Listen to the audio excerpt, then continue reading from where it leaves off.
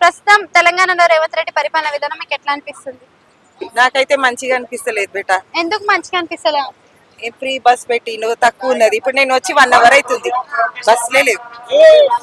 అంటే ఇప్పుడు మనకి రేవంత్ రెడ్డి ప్రభుత్వంలో ఫ్రీ బస్సులు అయినా ఫ్రీ పథకాలైనా ఇస్తున్నాడు, కానీ కేసీఆర్ ప్రభుత్వంలో ఇవన్నీ ఏం లేవు కదా మరి మీకు.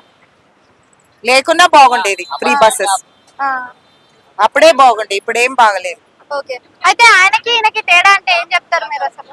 తేడా అంటే ఏం చెప్తామమ్మా, ఇంకొన్ని రోజులు పోతే చెప్తాం. 5 years కంప్లీట్ అయితే గానీ అప్పుడు తెలుస్తుంది. 1 year లో చూస్తున్నారు. ఇప్పుడు ఈయన హైడ్రా అనే ఒక సిస్టమ్ ని కూడా తీసుకొచ్చింది కదా, దాని వల్ల ఉపయోగం ఉందంటారా లేదంటారా? హైదరాబాద్ లో ఇల్లు కూలగొట్టడం కరెక్టేనా?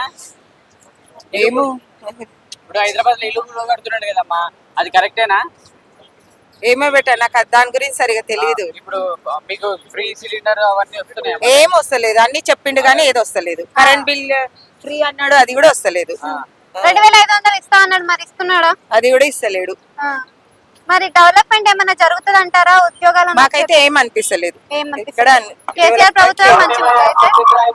అప్పుడే బాగుంది. అంటే ఇప్పుడు ఉచిత బస్సులు పెట్టడం వల్ల డ్రైవర్లు కండక్టర్లు ఎక్కువ మాట్లాడుతున్నారు, తిడుతున్నారు అంటున్నారు. మీకు అట్లాంటి ఎక్స్పీరియన్స్ అయిందా? ఈ మేము చేసే లేడీస్ వలన వాళ్ళకు ఇబ్బంది కలుగుతుంది.